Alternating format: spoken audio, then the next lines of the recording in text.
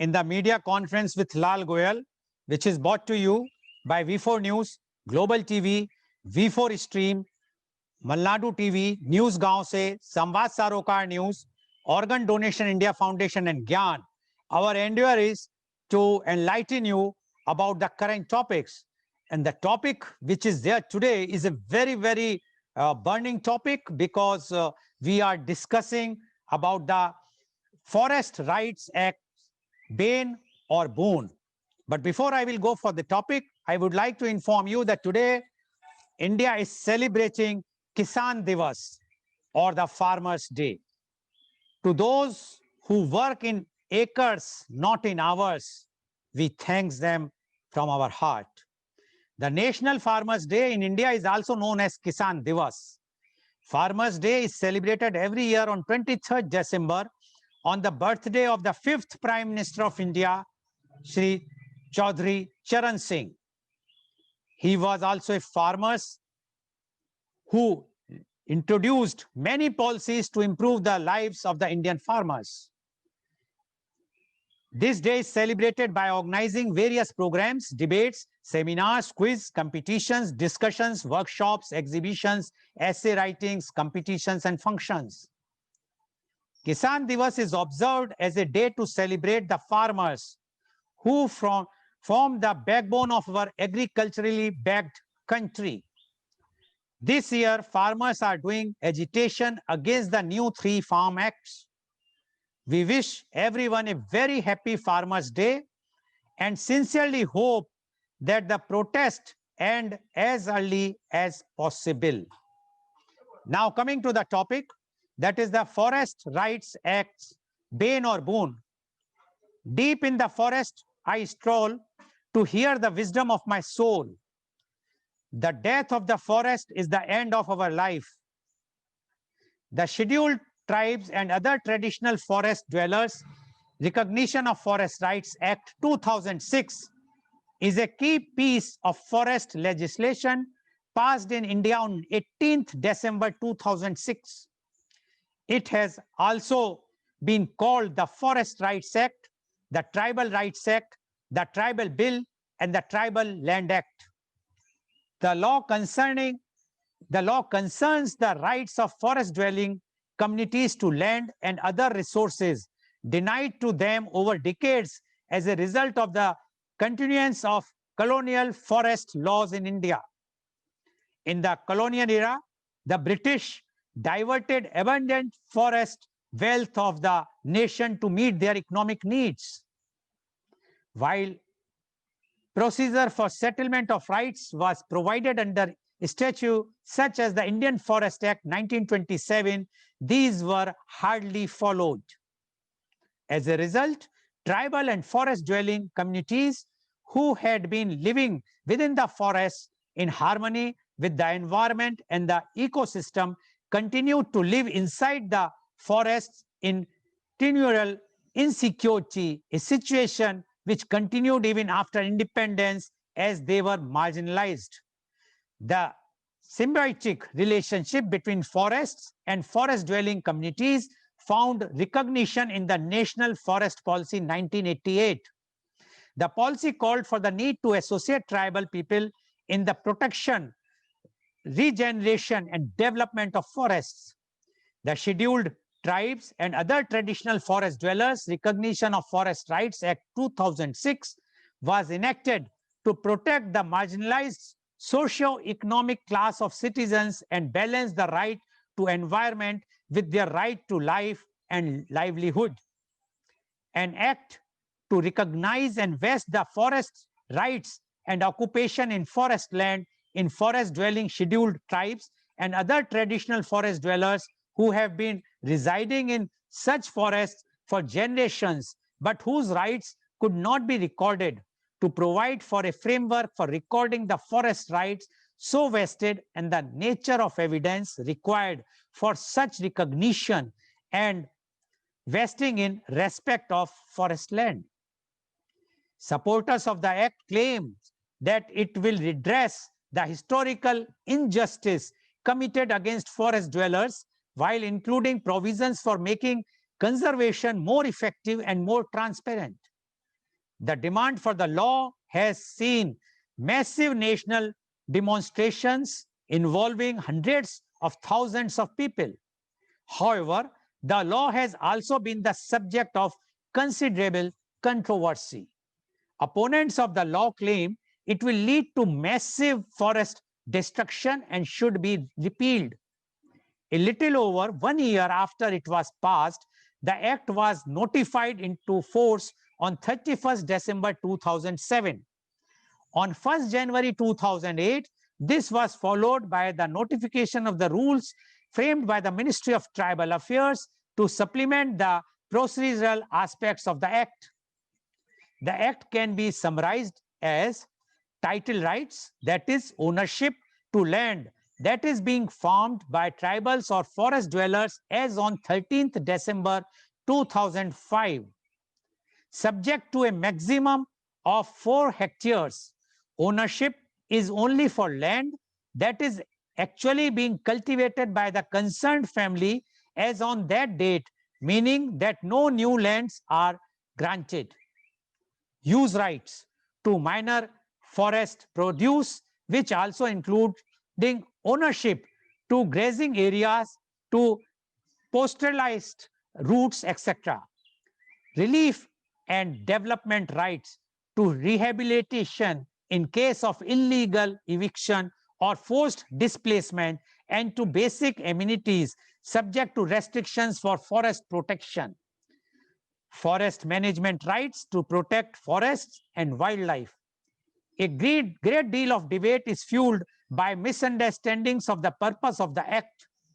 The most common is that the purpose of the law is to distribute forest land to forest dwellers or tribes, often claimed to be at the rate of 4 hectares per family. The act is intended to recognize lands that are already under cultivation as on 13th December 2005, not to grant title to any new lands. There have been numerous complaints regarding the manner in which the act has been implemented after its notification.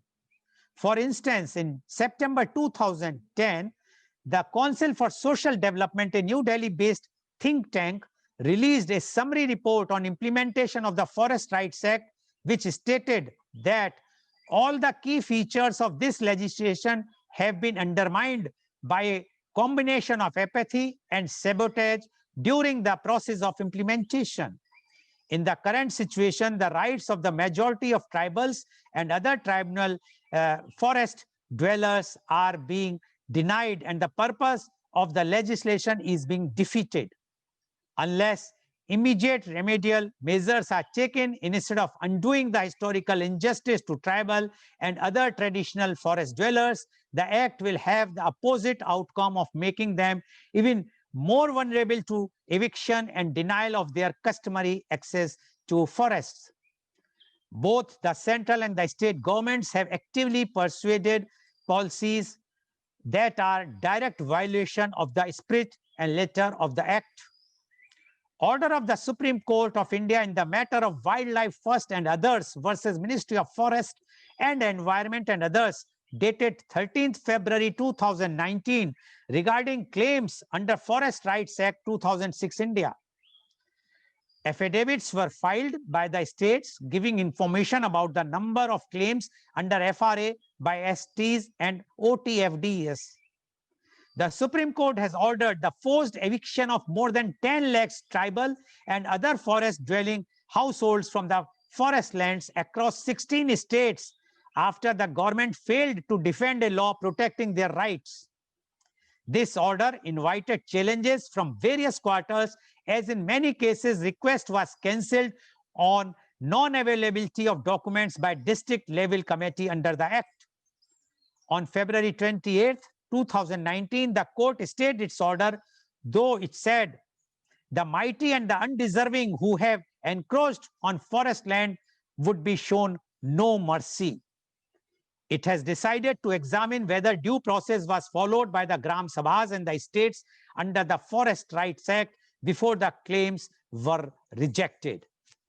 And to discuss today's topic, that is Forest Rights Act's bane or boon, we have a very elite, experienced, learned panel with us. And I would like to invite my first guest, and he is Mr. Bhupati Prasad Pandey, IAS. Mr. Pandey is the former Additional Chief Secretary, Government of Maharashtra. He is of 1976 batch. He is an alumni of Patna University.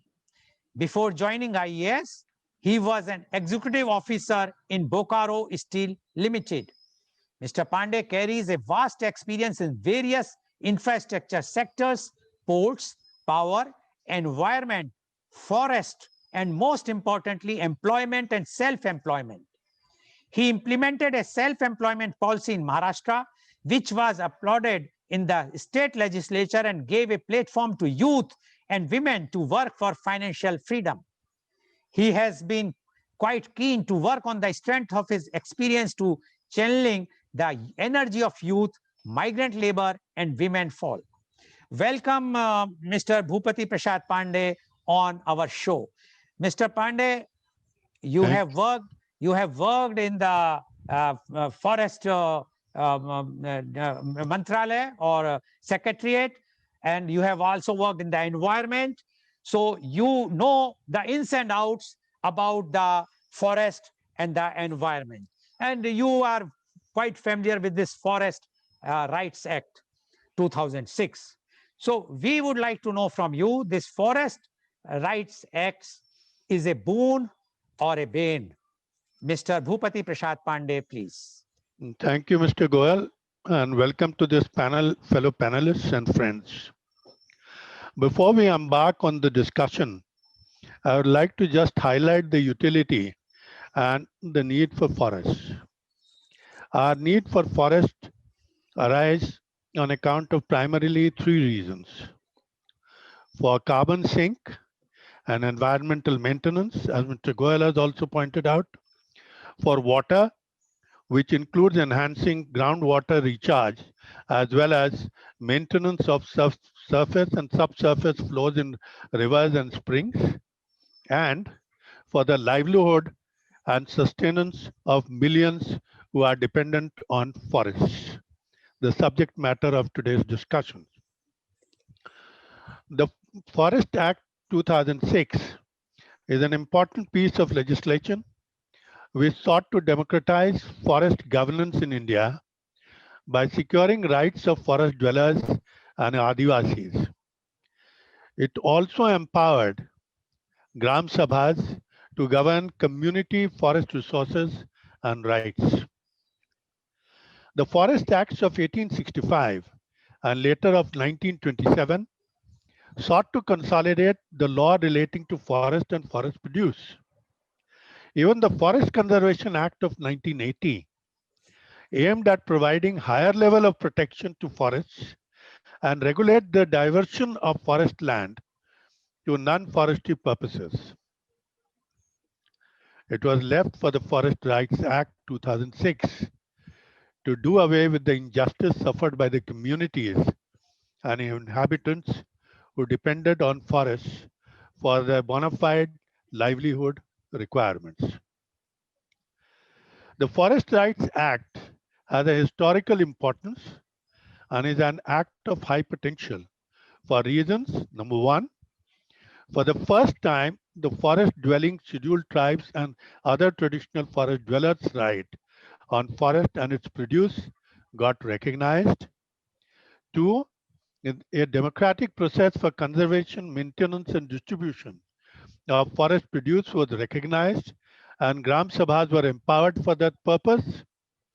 Third, the encroachers for the first time came to be considered and recognized as important agents of conservation and management of forests and wildlife.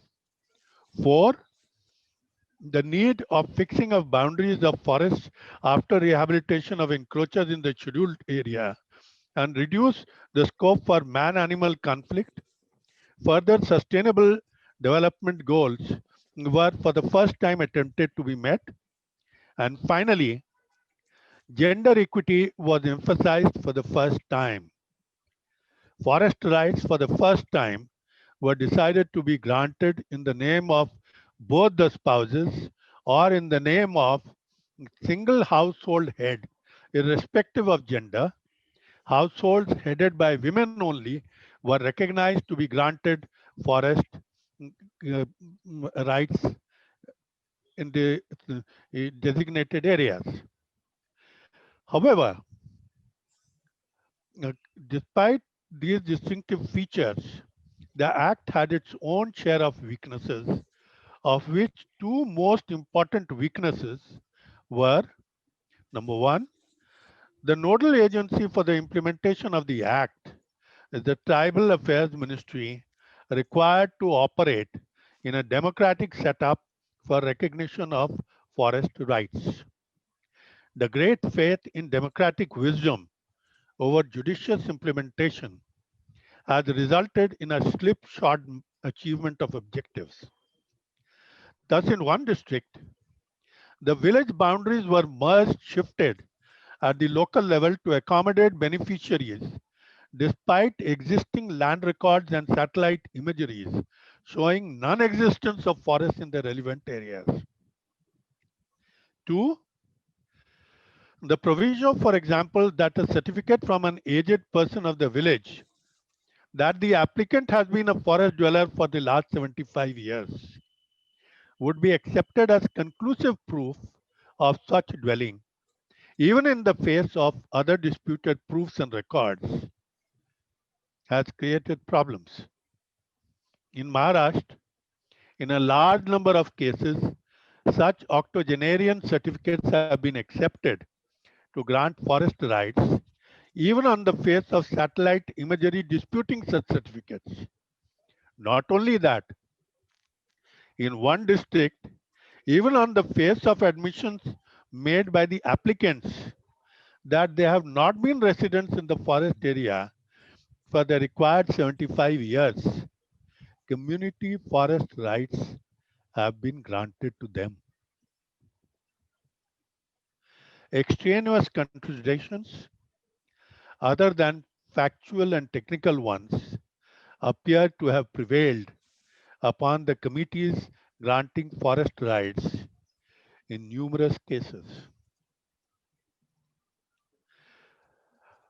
Nearly 1.5 decades of the Act being in force has given us an insight to the challenges and perhaps the way forward. Since the time is short, I would only refer to the issues. What is required is a demarcation of exact area where Forest Rights Act has to be implemented, listing out all inhabitations having a forest interface, whether such inhabitations are recorded or unrecorded. Two, a cutoff date or time limit for submission of claims of individuals and or community rights has to be declared, and maps, etc., have to be made available at the local decision making levels. Three, training and capacity building for local level functionaries and claimant beneficiaries has to be continuous and continued on a regular scale.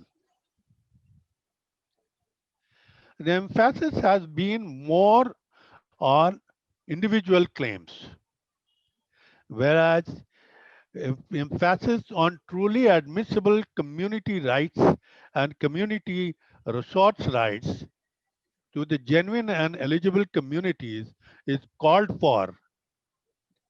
Its area has to be demarcated by the managing committees elected and trained for that purpose. You'll be surprised to know that till 2018, only 1.6% of 2.9 million claims in the country had been approved till that year. And finally, Forest Rights Act should be dealt with in conjunction with the Panchayat Extension to Scheduled Areas Act 1996 in the scheduled areas. since we are short of time and I don't want to pinch upon my other panelists' time, I would rather leave it at this and come back to you later. And Thank you very much, Mr. Goel, and let us have a worthy discussion on this subject thank to you. find solutions. Thank you very much, Mr. Pandey, for giving your views and its opening remarks. And Mr. Pandey mentioned very clearly about the benefits as well as the weaknesses of the Act, the 2000 Act, the Forest Rights Act. And he also gave his suggestions which how the things can be improved and which he has already explained. And as he has mentioned the paucity of the time, I will not going to summarize everything, but I will only say the act which was formed in 2006 are having lots of things which were supposed to be implemented properly, but they were not implemented. As he rightly mentioned, that only 1.6% claims were settled out of 2.9 million claims. It is very, very shocking, and it is not a healthy thing for the our country, which is in the 21st century. Thank you very much, Mr. Pandey, for giving your opening remarks and your views. Now I would like to invite my next guest, and he is Mr. Dr. Dhirendra Kumar Srivastav, IFS. Dr. Srivastav is the former chairman, Jharkhand Public Service Commission, Government of Jharkhand.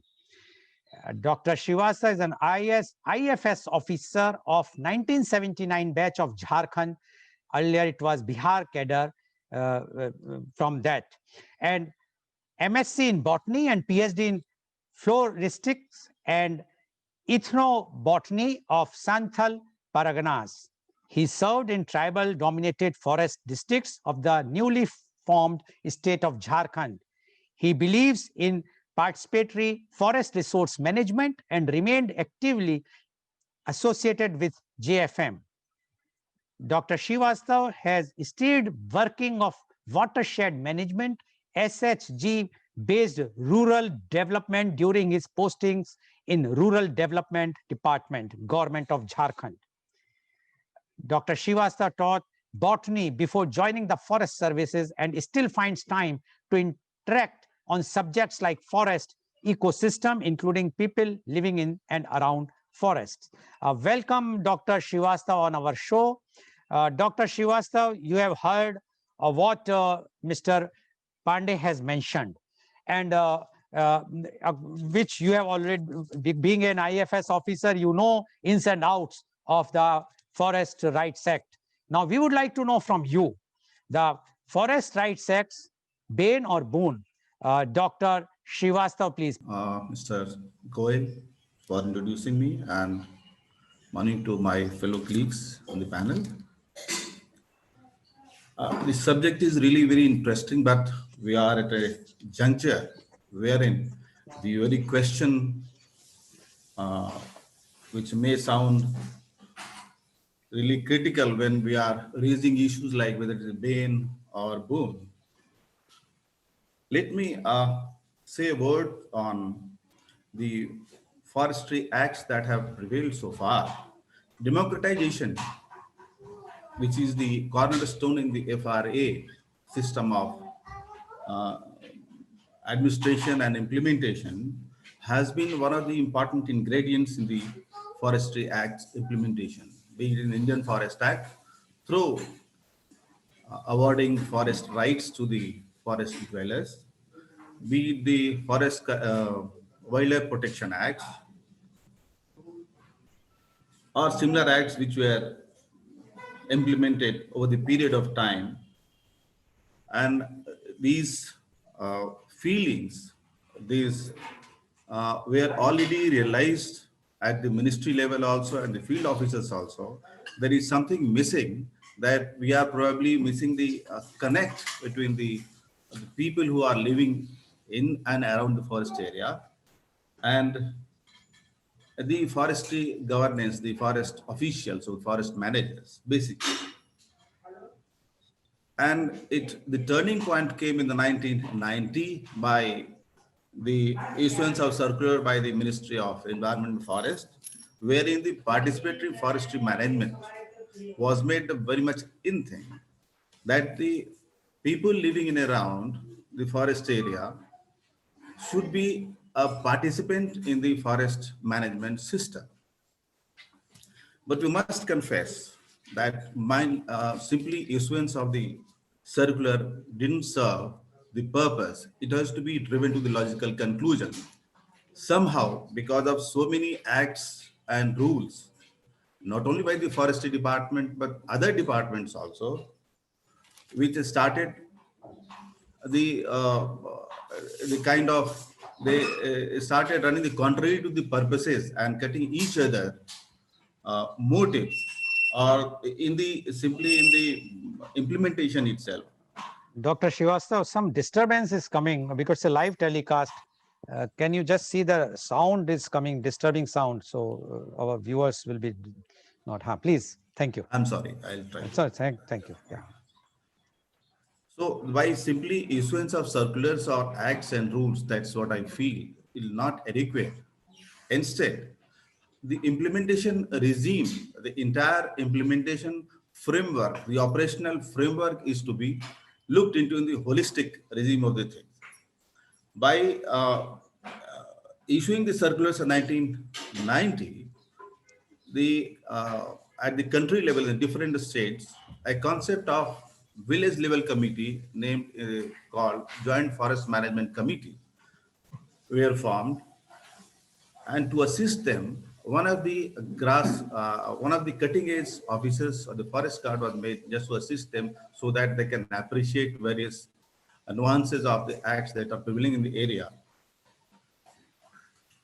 But as I said, it couldn't see through much success except certain areas, certain states, certain districts. Meanwhile, some other acts also came into being, like Panchayati Raj extension to the scheduled areas by the Panchayati Raj department. Then Forest Right Act came for the entire scheduled area affecting 6 schedules. But the provision of these things, these two acts also were not homogeneously synchronized so that the implementation can effectively be can reach to the ground level. At the same time, the forest managers felt that probably they were not an active partners in the implementation module except at the SLDC level. So somehow the act should have been in consultation with the forestry, not the, I not say the department, but the forestry circulars, the forestry working plans, the forestry documents. It must have been seen, but it is not adequately reflected at the implementation level. With the joint forest management is always has always kept in view. Like for instance, there are certain bottlenecks which have come. Whereas in the PESA, it says that the Gram Panchayat in the concentration level will prevail. But the Forest Site Act, it empowers Gram Sabha for many or so many other provisions, decisions. Similarly, the other bottleneck in the wherein subjectivity creeps in, like declaration of critical wildlife habitat, on the issue of coexistence. I propose in this scenario, not taking much time because my earlier speaker has already spoken on the Forest Right Acts, its pro and the other aspects of it, that the JFM, Joint Forest Management Committee, which has already run for the more than 20 plus years in the village forest village regime, they should also be made either part of it or their members should be part of the FRA implementation committee, which is called Forest Right Committee at the Gram Sabha level. This is not necessary that you convert the JFM committees to the Forest Right committees, because it's a village level leadership issues, that if somebody has run for the 20 years as the secretary or the chairman of the of the JFM committees, if you suddenly take away his rights or authority or his understanding or command over the Gram Sabha, this may create some kind of uneasy discomfort in the village system. So what will happen ultimately? The entire spirit of the forest rights might get defeated. Next issue I'd like to mention is that we have been over the years, including civil society and even various monitoring bodies, have concentrated more on the generation of the claims, number of claims. Instead, I'll suggest it should be the generation of quality claims so that the percentage of success is achieved better. Why the quality suffers?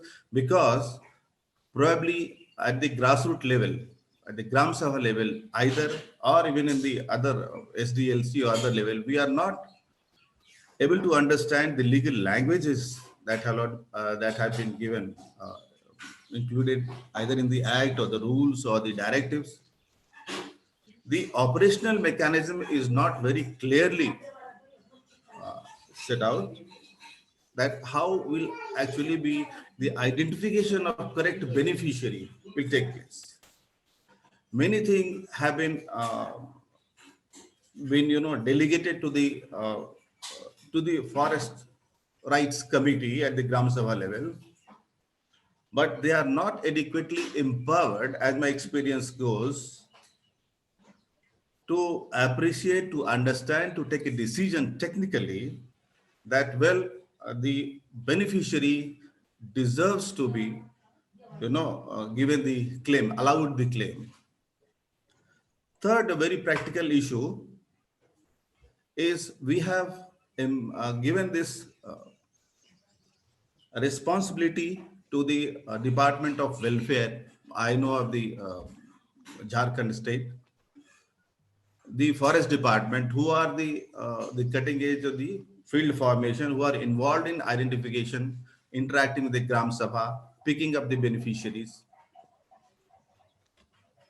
The capacity of these people are not adequate, including the knowledge on the law front, even the technical expertise they don't possess. And for this, they need the support of somebody at the district level or the divisional level.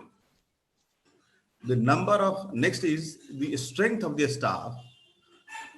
That is the people who are going to attend the meeting, their forest range officers or the assistant conservator of forest or the foresters.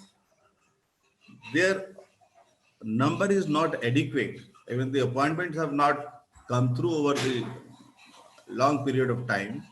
So if you don't have many people, adequate desired number of people who can really facilitate the selection and the attendance of the meeting, so the correct situation may not actually be reflected in the SDLC or DLCC. It will only remain in the papers if we start monitoring or implementing mechanism that, well, you come out with the report within 1 month that 80% of the area is covered under the FRA, and your forest site tax habitation, you have to visit and give me the report. It's not possible. That is to say, what I meant is, on the practical level, everybody has to ensure that the people are in position to, people are able to understand, they have to be empowered. People means the forest or the welfare department official and staff, and also the members of the Gram Sabha who are given the responsibility to take decision on selection of beneficiary or the area which we are talking about to be taken in the for the Forest Rights Act. Then there are certain issues which already have been discussed by Dr. Pandey before me, that more focus is to be given on the identification of area, whether it should pass on to the forest right holder correctly, identified beneficiary or not. if the land is correctly identified to have been to become eligible for the transfer to the forest right holder, then it's fine. If it is not eligible and transferred, then the Damocles sword will fall on somebody's head. So the correct identification of the beneficiary as well as the land in question, forest land in question, is very, very important. And for this, all kinds of capacity building approach and very intensive monitoring requires to be done, so that the rationalization of these things in the process takes place. It's not that only because somebody says you have to finish the job within given 1 month of time, which is maybe inadequate. Maybe adequate is, if once it is adequate, it's fine. If it's not adequate, we should wait. We should try to strengthen them. We should try to empower them. I mean, the system should be such flexible. And lastly, before my time is out, for any such kind of scheme which is loaded with so much democratic authority, there must be an adequate uh, this a vehicle for this purpose should be created at the state level and the district level, wherein the experts from different departments are drawn and their suggestions should be recorded, taken, and all the level. We have the case in question like NRLM, its predecessor SGSY, its predecessor another scheme. Now NRLM, the livelihood mission, is succeeding very well, doing very well in different states. I know for my state, we should have a special purpose vehicle for this kind of thing also, if we really need our this Forest Rights Act implementation to be real good thing in the right and spirit. Thank you very much. Thank you very much, Dr. Srivastav. And Dr. Srivastav also said almost the same thing Dr. Mr. Pandey has mentioned. He says the law which was enacted was good in one way, but the implementation part was faulty. And for this, the main reason is that the Gram Sabha members or the forest people or those who are the welfare department people, they are not adequately trained legally also as well as the practically, so that they cannot get the things done what the law requires. And that's why the time taken, because the time frame is if 1 month, it's not possible to implement the law in 1 month's time because they are not adequately trained. And because the language is such in legal language, which the local people were not understanding clearly, and that's why the lots of confusion and the law could not be implemented, which this should have been done. And for that, his suggestion is that first we should train them adequately, give them the proper training, give them, if for this he even says that a special purpose vehicle to be set up in which those who are known or those who have experience or those who have knowledge, such type of officer or employees to be drawn in that SL, special purpose SPV, which can do the implementation part of this act. Otherwise, this act is not giving the benefit or reaping the benefit which was made for that. Thank you very much, Dr. Srivastav, for giving your views. Now I would like to move to our next guest, and he is Dr. Arvind Kumar Jha, IFS. Dr. Arvind Kumar Jha, IFS, is the former PCCF and DG Social Forestry, Government of Maharashtra. Dr. Jha is of Indian Forest Service 1980 batch, Maharashtra cadre. Dr. Jha did MSc Physics, MS Sociology, LLB, and PhD in Social Science. He published 43 articles and 2 books. Dr. Jha received National E-Governance Award from Government of India for use of geoinformatic in implementation of Forest Rights Acts in Maharashtra and Brandeis Award for writing on forestry. Currently a student of conservation and legal issues related to forestry, wildlife, biodiversity, and tribal development. He is also a member of Bar Council of Maharashtra and Goa. Welcome, Dr. Arvind Kumar Jha, on our show. Dr. Jha, you have already heard what Mr. Pandey has mentioned and what Dr. Srivastav has mentioned. And both said that although the act was enacted in 2006, but till now, the benefits of the acts have not been passed for which the act was framed. And that's why until unless there is we will not do many changes, radical changes, which are required with a holistic approach. The benefits, the beneficiaries are not getting the benefit which they are entitled for. Now, we would like to know from you, the Forest Rights Act, bane or boon? Dr. Arvind Kumar Jha, please. Thank you, Dr. Goel, and thanks so much, all my fellow speakers. I'll come to the Forest Rights Act's basics.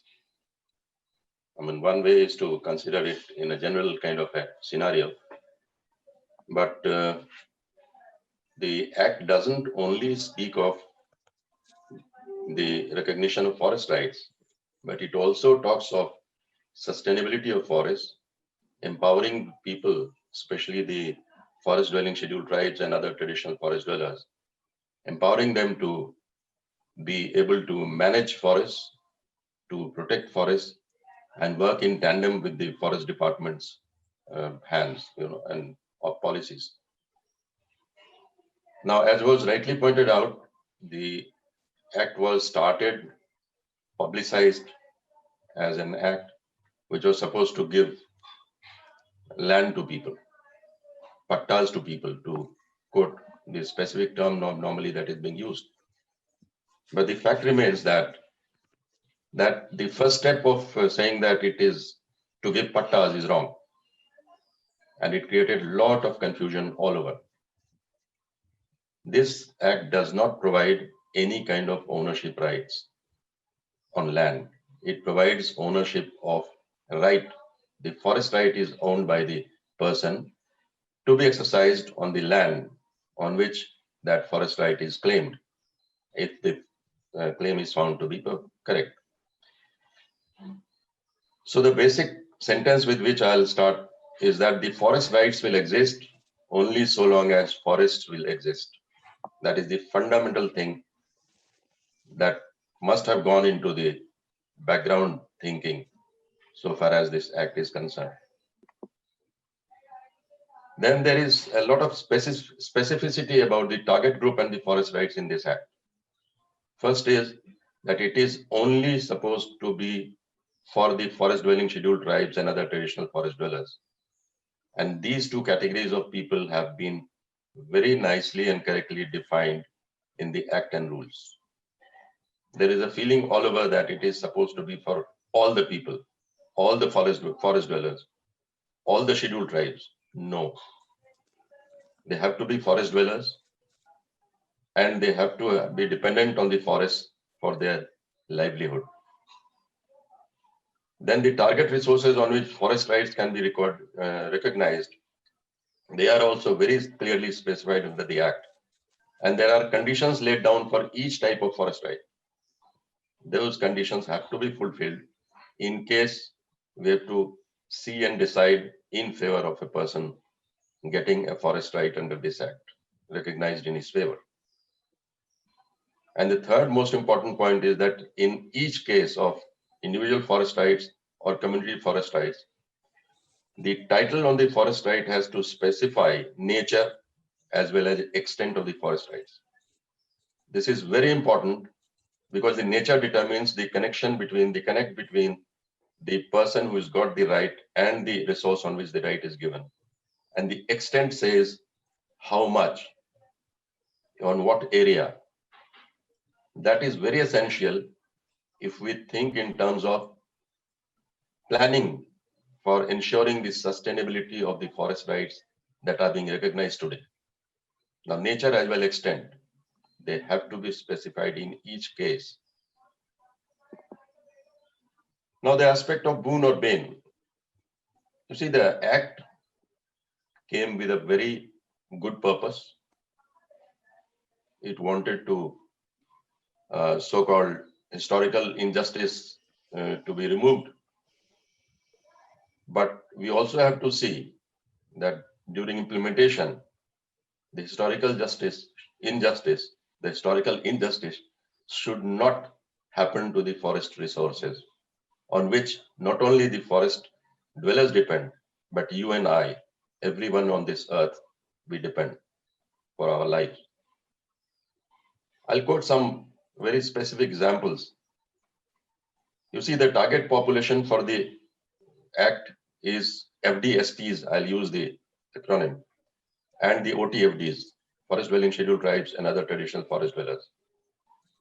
But the definition got changed in a rule by amendment in 2012 by the Ministry of Tribal Affairs. And the term which was used was sustenance needs. It was replaced by livelihood needs. So you can see the difference. In the beginning, it was supposed to cater to the needs of the people who sustain on the forests. And now anybody who has some connect with the forest as a livelihood need, he also gets covered, which means the target group got increased manifold in 2012 because of this kind of a new definition. On the other side of it, I'll say that the real beneficiaries intended to be catered to in terms of providing benefits to them, that got marginalized during the process by this modification. And the relatively rich, the relatively powerful, the rural elite, they started coming into fray. Next point I'll take, the forest right committees and Gram Sabha level, no government servants are involved as member. So it's purely democratic, people-oriented at the village level when it comes to examining the claim, scrutinizing the claim. The Gram Sabhas did not sit with quorum. Initially, it was 2/3 quorum. Now it is half.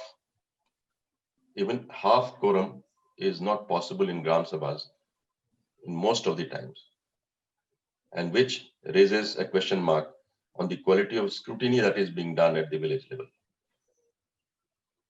Participation in the process of determination of forest rights at various levels also included the participation of people, 3 representatives who were not officials.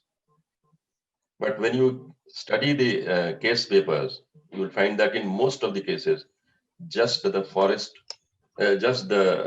committees members who are the government servants, they are attending the meetings.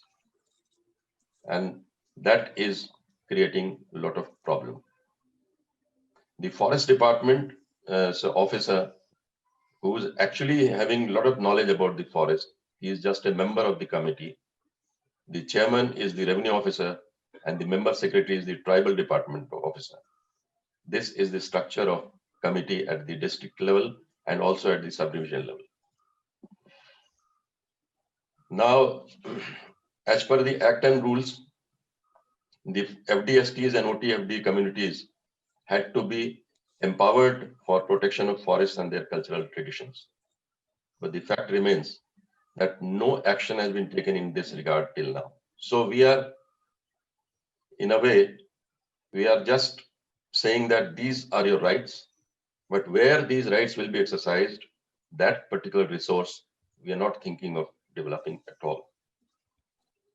And again, the responsibility part of the right holders is not being addressed at all. We are still, more than 10 years of implementation has gone. We are still concentrating on giving as many rights as possible, as many cases clearance as possible. And as of now, as per August data, 42.8 lakhs cases are there. Out of that, 19.9, almost 20 lakh cases have been decided in favor of the claimants on a land which is 129 lakh acres, huge area. This huge area is not one piece of land. It is scattered all over forest, inside, everywhere in patches.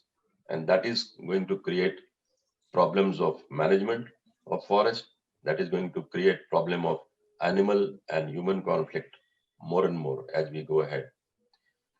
Rehabilitation rights, they have also not been addressed that well, although they were very good in terms of the provision. Then recognition of 13 types of forest rights are supposed to be done under this act. But the act, as we have already pointed out, it concentrates on one particular type of forest right, and that is the cultivation and habitation. Cultivation also has to be self-cultivation. That aspect is also ignored in most of the areas. Self-cultivation basically again wanted that the people who will be beneficiaries under the act would be the poorest of the poor. But by not adhering to that, we are, and also we know that the relatively better people are always more vocal. They have reached to the higher ups and powers that be.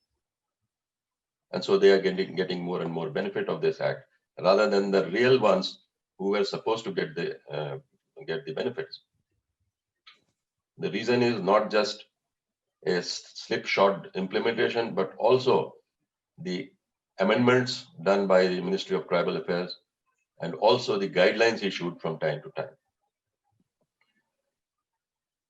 Another good thing was that the admissibility of FRs had to be examined very, very critically and carefully. But as was rightly pointed out, because of maybe lack of capacity building of all levels, in fact, we find that in Maharashtra, there was a study done by the Forest Department of 35,044 cases, which were given as final rights. You'll be surprised to find that 2,400 and odd claims which were allowed had roads, nalas, streams passing through the plot.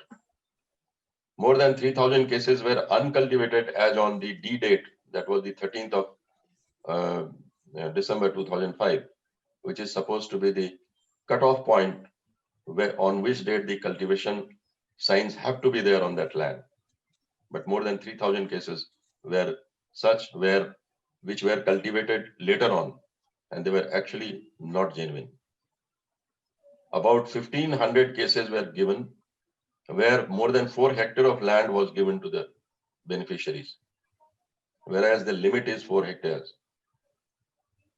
The TERI, Delhi, they also have studied this situation, and they have said that more than 5 lakh tons of carbon dioxide has been released because of the illegally cleared area of 1748 hectares of the study area. So you see, the act was good, initial rules were good, but with tinkering of rules and new guidelines and a slipshod implementation, we have made it a difficult situation, not only for the forest dwellers, but all the citizens of this country. Then empowering FDST and OTFD communities and Gram Sabhas for protection of forests. Obviously, as I said, hardly any work has been done. Another point is that the claimants cannot be evicted unless the process of recognition of forest rights is finalized. That is the rule.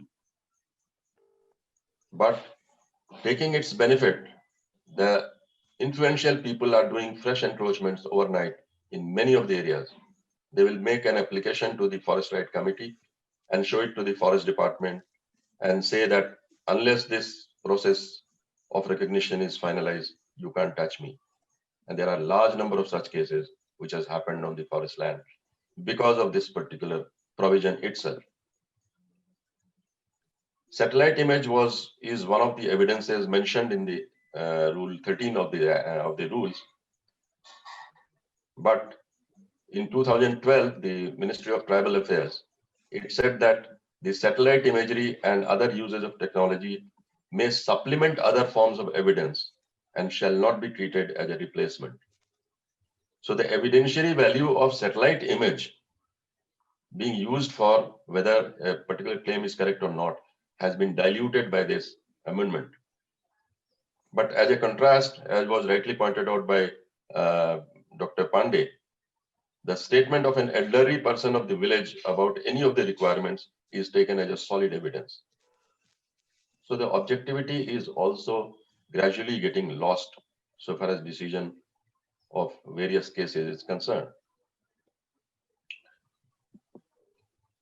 The, as I said, the title of most of the cases do not mention the extent and nature both, which means that even if there is a piece of paper in the hands of that tribal or the other traditional forest dweller, after 10 years when he goes to ask for the right that he is entitled to, he doesn't know how much he has to ask for, and the manager of that land doesn't know how much to produce so that that right can be met. This is the situation. There's a lot that needs to be worked on. Another major issue is the verification of existence of cultivation in the past. On 13 December 2005, he had to be cultivating. Now today we have to find out. And if you don't allow the satellite image to come in as an evidence, then only statements of the people are there who can say that yes, this was the cultivation that time.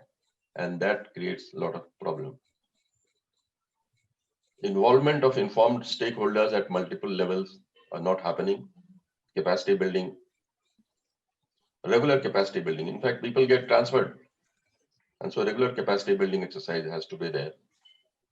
And one basic question is the alternative to decision making by majority, which can overrule decision that should have been on merits, is a big question in this democratized system of finalization of forest rights claims. So with this, I must say that the Act did come up with a very good intention,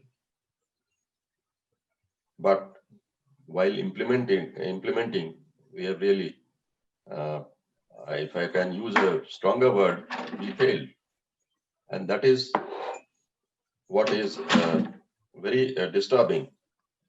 My suggestions would be, excuse me, Dr. Jha, can we go for the next round?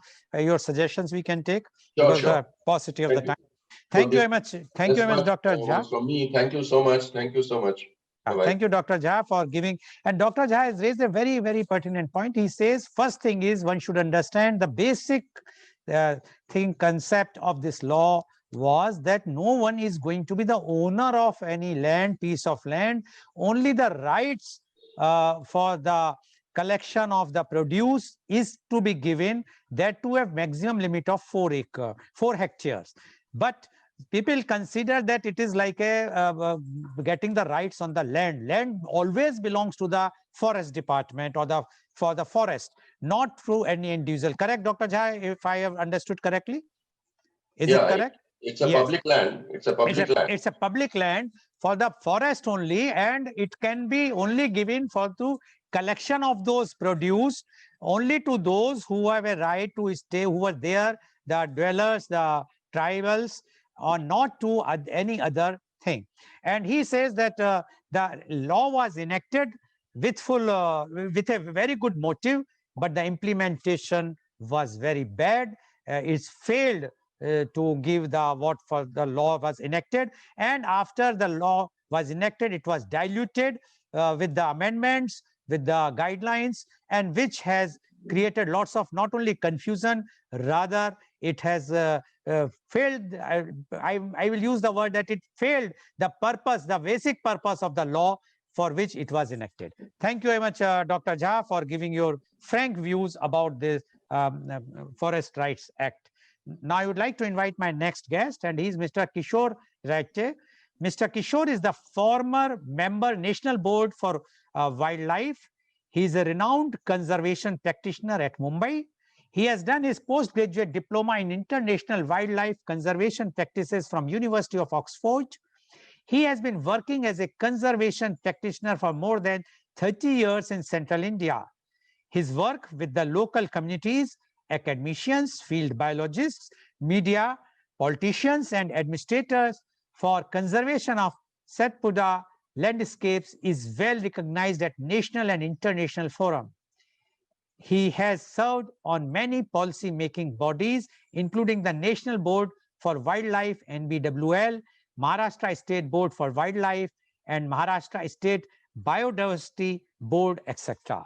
Welcome, Mr. Kishore, on our show. Mr. Kishore, you have already heard what Mr. Pandey, Dr. Srivastav, and Dr. Jha has spoken. And they are very clear in their views that the law was enacted with a very good motive, but it failed because of the poor implementation, or because the law was diluted through the amendment in 2012, as well as the guidelines issued time to time. Now, you being the practitioner, conservation practitioner, and you are dealing with the wildlife as well as the national wildlife also, we would like to know from you the Forest Rights Acts, bane or boon? Mr. Kishore, write it, please. Thank you, Mr. Goel, for giving me opportunity to express my views. And thank you, my colleague panelist, for elaborating this aspect and several dimensions of this subject. I have some restrictions because I am one of the petitioners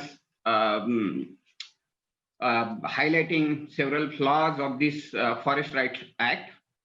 So keeping in mind the legal battle in the Honorable Supreme Court, I would restrict myself to very few arguments or the points. Let me first of all highlight and go to the root of this particular act, where from it has come. Let me tell you that I was 35 years old when I filed this petition, and today I'm 48. As a student, I started working for protecting forest at the age of 18 years old.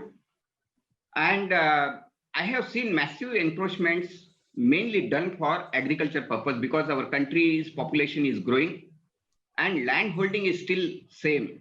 If you go to any village, you will find that the population has increased, number of households have increased, and agriculture land is same. So there is tremendous pressure of getting more and more agriculture land. And that's why there were massive encroachments I have observed in the entire Satpura landscape in central India. And I started Save Satpura March in 1996. So that's my background, how I am attached with this particular subject. And I had highlighted these agriculture encroachments in way back 1996, not in 2006 when this act came in. And when this act or the draft of this act was tabled before the Lok Sabha and then later on Rajya Sabha, I read the draft, and in the draft it was very much clearly mentioned that this is for removing historic injustice of the tribals.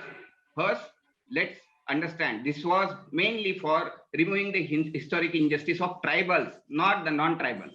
Okay. Number two, the cutoff date mentioned was 1980, because Forest Conservation Act came on in 1980. And people felt that in 1980, central government took all the powers and state government, there were no powers left with the state governments to deviate forest land for non-forestry purpose, or even to any person who is actually holding the forest land and doing agriculture. So I have several letters which were sent even before 1980 to the state governments, and state governments were very well regularizing those encroachments, agricultural encroachments, in the name of the tribals.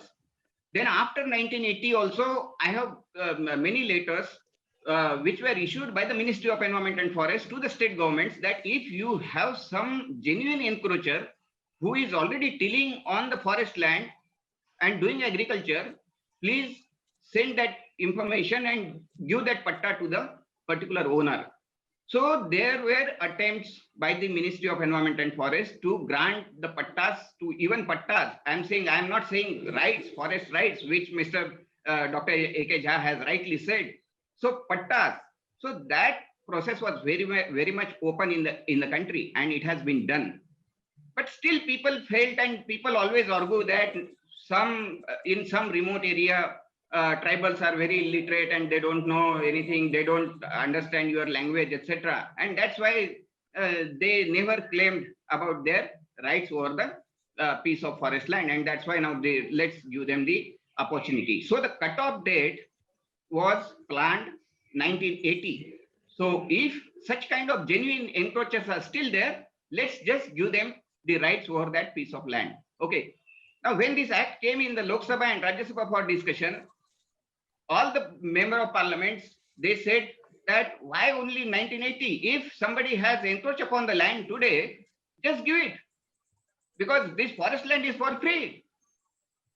So this country has passed this legislation, and that's why this cutoff date is that discussion was the discussion was concluded on 13 December 2005, and that's why this cutoff date. So I am not going into the past. I am saying that if this country has passed this legislation and this cutoff date is decided that 13 December 2005, let's be very honest in saying that if now any further encroachment is taking place on the forest land, let's take it very seriously and let's stop it, because this is not the loss of that only village. It's a loss of the country, because we are living in an era where every tree matters. And here you are just losing the forest area at the size of Assam state. We have already lost. And you see the forest state of India reports, and it's not based upon any questionnaire survey. It's based upon digital satellite imagery. And that shows that this country has lost the forest cover. And where are these losses? The forest cover losses have been recorded in the very dense forest area, in the medium dense forest area, and in the tribal districts of this country. So let's understand and let's not argue on this. If there is a forest loss, let's be united in saying and admitting the fact that yes, there is a forest loss and there are massive agricultural encroachments, and then find out the reasons. If this act and provisions of this act have becoming the reasons for growing encroachments, let's also admit and stop them, because this is in the country's interest. We cannot survive without water. We cannot, and water cannot be given by any district collector. Water will be only available if we conserve country's forest area. So let's not play politics. Now this country has seen that people are very much used to in drawing political mileages from any issue. And I have seen that they have considered this particular Forest Right Act also for this.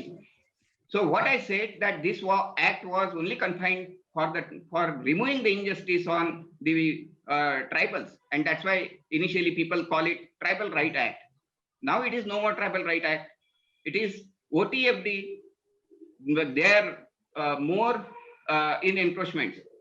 So let's now in last 13 years, because how long it takes to remove the historic injustice? 1 year, 2 year, 3 year, 4 year, 13 years have been passed, and we are losing our forest cover.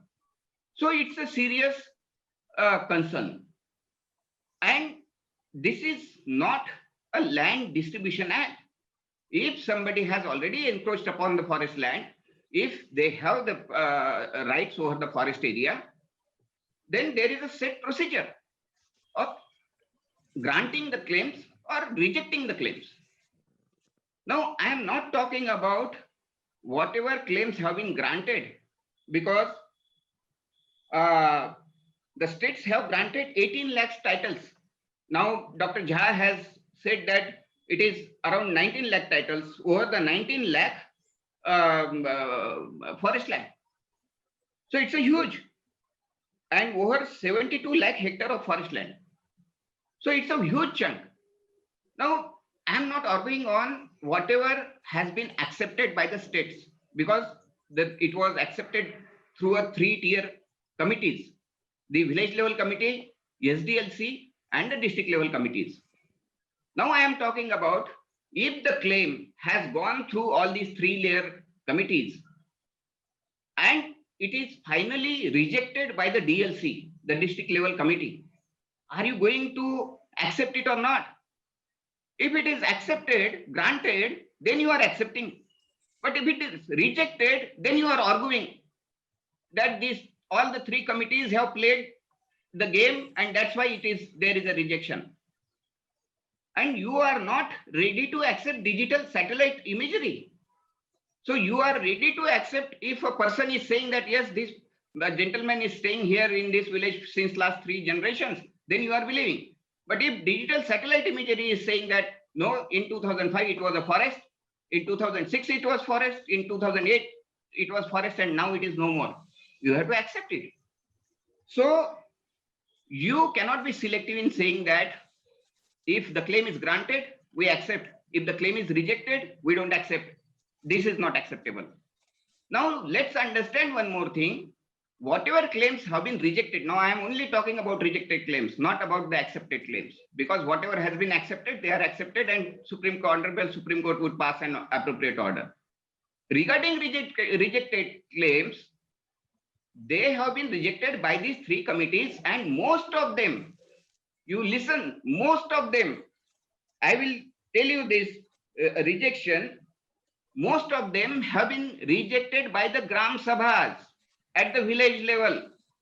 Now, when this entire country has come to the stage where they are saying that Gram Sabha is the supermost body in the country, and Gram Sabhas are rejecting these claims. Why? Because people know who are the outsiders and who are the people who are staying in the village. And that's one reason why Gram Sabhas are, the rejection at the Gram Sabha level is more. It is not rejected at the SDLC and the DLC. And even in SDLC and DLC, let me point out the fact that though we are talking about forest lands, forest department's role is very less. Okay, revenue department and tribal department, even implementation responsibility has been given to the tribal department, not to the forest department. And you are talking about distribution of forest land. So that's something which is very serious, and that's why all these issues have been come up, and we are losing this forest cover. So I am talking about the rejected claims. If so many, means over 14 lakhs claims have been rejected, let's now give them back to the forest department and restore these lands, because it is in the interest of the nation, it is in the interest of the world. But this is not happening. What is happening? Politicians are sending letters to the forest department and the revenue department to reconsider these claims. That means they want to make this act open-ended. How long you are going to reconsider? If the claim is already rejected by the DLC and there was no provision of appeal in this act, now the Maharashtra government has constituted the committees at the divisional level to hear the appeals, whereas this act doesn't provide any provision of appeal. Okay, so this has happened in Maharashtra, and rest of the states also want to hear the appeal. And even I'm damn sure, means there are several letters from the Office of Governors and other offices saying that you reconsider. But reconsider till when? Till you accept the claim, which is already rejected by your own mechanism. So that's something which is very bad. You take the Orissa example. Around 20,077 claims were filed as scheduled tribes. They had mentioned that we are scheduled tribes and they had filed the claim. Out of them, 13,851 claims were rejected just on the ground that they were not a scheduled tribe. That means these are the fake claims. The Orissa state government has filed this affidavit and stated this. I'm not saying this. So if you just see the situation which is stated by the state governments in the Supreme Court, Honorable Supreme Court, these facts are really proving that the provisions of this act are badly implemented, and these are implemented towards destruction of the forest areas. And this is very bad for this country. Okay, okay. One more point. Okay, please be brief. I would just mention you cannot be selective in the implementation the provisions of this act. This act do not talk only about individual rights and community rights. It also talks about the wildlife rights in the protected areas, sanctuaries and national parks. Now the central government has withdrawn guidelines issued to declare critical wildlife habitat in protected areas twice. And in last 13 years, not a single protected area, sanctuary or national park has been declared as critical wildlife habitat. Whereas in the same protected area, you have granted individual forest rights and community forest rights. So what does it mean? You are denying rights of wildlife in the protected area, which are meant for wildlife. And you are granting, continuously granting for last 13 years IFR and CFR in the protected area. So you cannot be selective. So I am totally, I am not happy with the way this country is losing forest and forest resources. Thank you. Thank you very much, Mr. Kishore. And Mr. Kishore was given his anguish today, although he mentioned very clearly in the very beginning that he is one of the petitioner in the Honorable Supreme Court. So he would not like to discuss the legality, but he has mentioned what is the reason, what is happening. He says whatsoever the act has been formed, it has been implemented very badly, and that's why the more and more claims, although they were rejected even by the Gram Panchayats, but still the state governments, either due for some influence or for granting for those non-genuine persons, they are allowing the appeals, and that's why the condition is very bad, and he says he's not at all happy. Thank you very much, Mr. Kishore. Now my question goes to Mr. Pandey. Mr. Pandey, you have heard the views of all the panelists, including yourself. Although you all have used very flowery language, I do not want to use that. I can very bluntly say this is nothing but corruption of a very, very large scale, right from the Gram Sabha level to any other level or the top level we can go.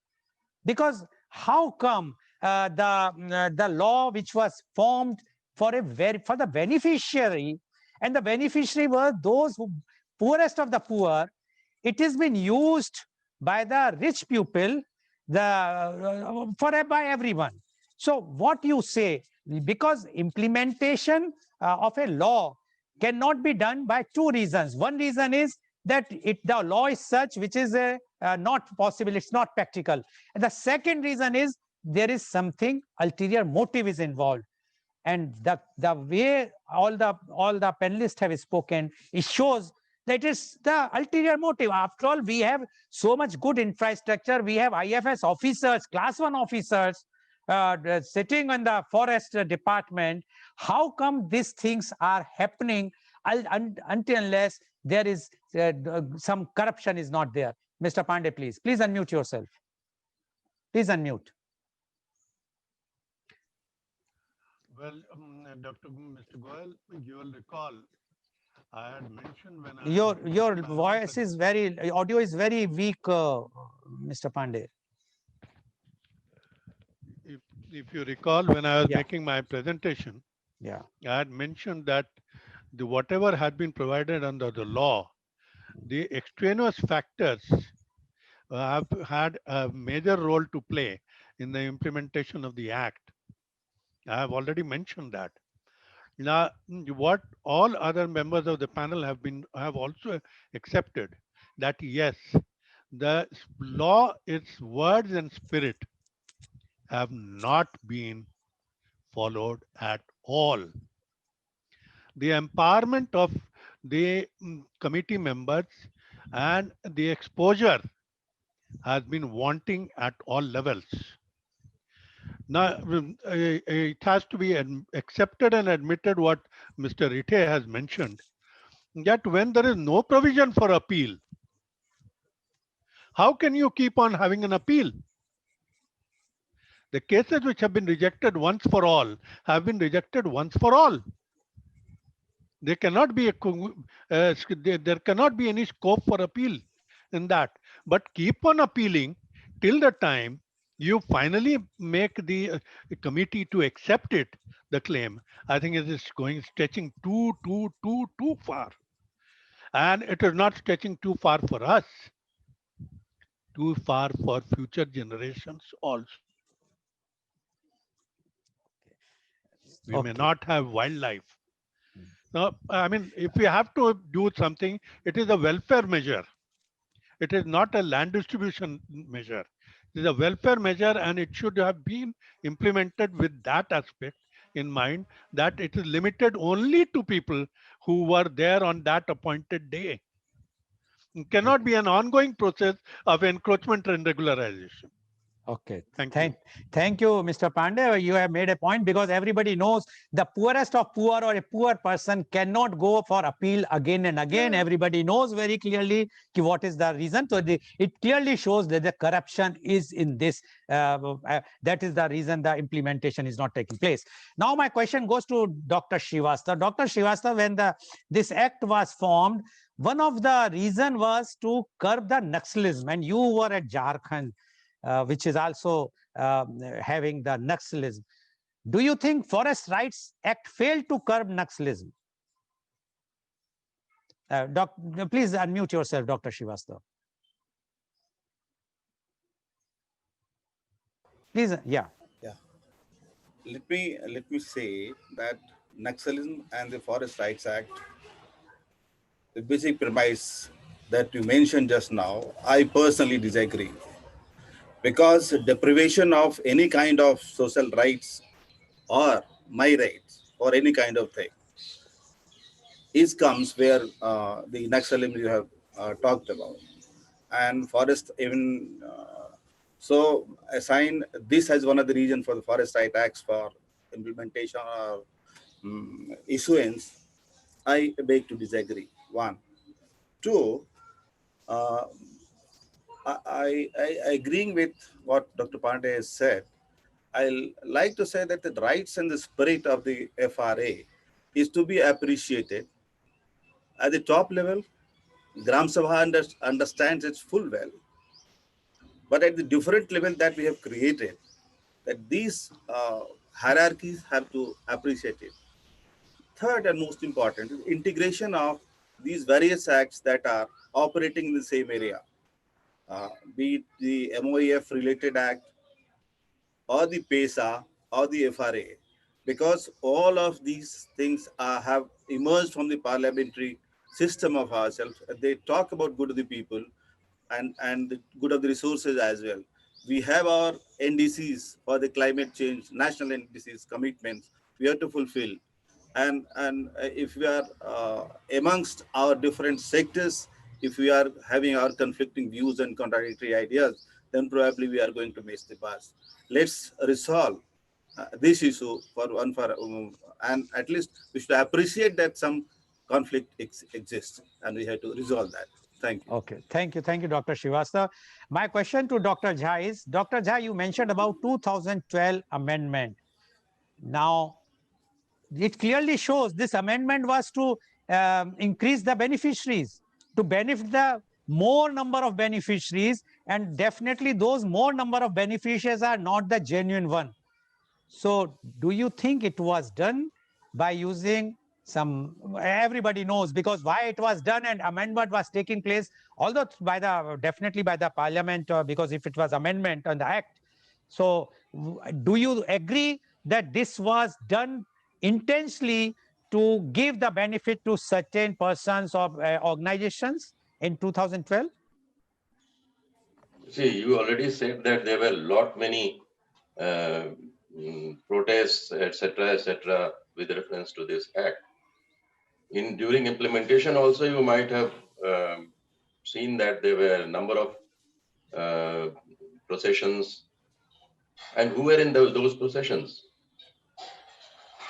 Who is the person who can reach the Mantralaya today?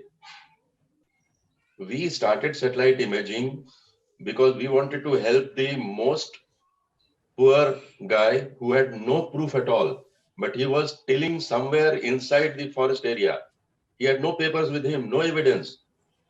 There was nobody who would write for him that, yes, he has been doing this for ages. Because he is such a poor man. He has nothing to give to anyone. Satellite image was to give that person the benefit because it was objectively seeing everything. The evidentiary value of satellite image was reduced, one. Number two, the definition of OTFDs or FDSTs, that was relaxed. All this, I mean, you know, when we were implementing, there were some NGOs who were against the forest department officer holding the GPS instrument also. They said, oh, GPS, why in the forester's hands? We trained 1 lakh persons in GPS handling, including the including the foresters, other department people, even the villagers, and also the NGOs. We said, okay, you hold it. It doesn't listen to any person. It listens to the satellite. So that is how interests they come up, and those who have reached, they finally make the changes happen. I'll Okay. just take another 1 minute. Please be brief 1 because minute. I have only 1 minute left for Mr. Okay. Kishore. Okay. Thank you very much, Dr. Jha. Thank you.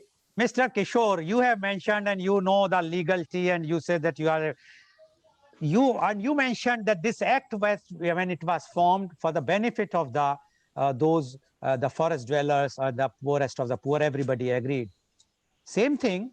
Today, the government is saying this Farmers Act are for the benefit of the farmers. Now, do you agree that the fate of this Farmers Act is going to be the same for the benefit of the corporates, like what we are seeing today with the your Forest Act? Because government is saying that it is, I am sure that in 2006, government have mentioned this thing, that's for the benefit of the poorest and poor, the forest dwellers, etc., not for the big wigs. I know personally many big names who have encroached the forest lands. Nothing is happening. No one is taking interest, whether it's a forest department, because everybody knows that somebody from the top will give a call and no one have dared to say anything. What you say about this? Very little time to you. Yeah. Mr. Goel, being from the farmers family, I would definitely support the agitation of farmers, what they are saying. And the discussion really should be on the provisions of the Farmers Act, whatever legislations they have brought right now. I won't go into details of the farmers legislation, but as far as the Forest Right Act is concerned, whatever provisions have been made, and if, means we have to be very open in thinking, if passed, for 13 years have been already passed in implementation of this act. And if it has, it had to remove the historic injustice, it has already removed it. I strongly believe in this. If there were any genuine cases, they have been already addressed. Now, we have come down to the stage where we have to put the full stop on its implementation. And let's protect our forest. And whatever claims have been rejected, let's restore them back to the forest. That's it. Okay. Okay. Thank you very much. So today you have seen that how our forests have been exploited, encroached by the big wigs, and the genuine rights of those forest dwellers, the poorest of poor, are being denied. This is the empathy. This is the condition of the country. We must protect our forest, because this is not for us, as one of the panelists says, this is for the future generation. If the forest will not be there, what is going to happen? Thank you very much. And today's program, which has been live telecasted by V4 News, Global TV, V4 Stream, Malnadu TV, Newsgaon se Samvad Sarokar News, as well as first shown live on Facebook and YouTube. And our endeavor is to bring to you every day a new topic. And tomorrow, media conference with Lal Goyal. The topic is 2020, a challenging year for working women. And our panelists are Dr. Rajiv Anand, Senior Psychiatrist, Mumbai, Miss Preeti Manucha, Army Public School, Ayodhya, Faizabad, Miss Neeta Tandon, Nimla Convent Inter College, Lucknow, Miss Priyanka Kharbanda, Marketing Manager, Jubilant Food Works Limited, New Delhi, Advocate Rashi Gupta, Faculty of Law, guest, Delhi University, New Delhi. So please tune in tomorrow for media conference with Lal Goyal at 10:30 a.m. Thank you very much, Mr. Pandey. Thank you very much, Dr. Srivastava. Thank you very much, Dr. Jha. And thank you very much, Mr. Kishore, for giving your views. And thank you all the viewers for watching our program. Thank you very much.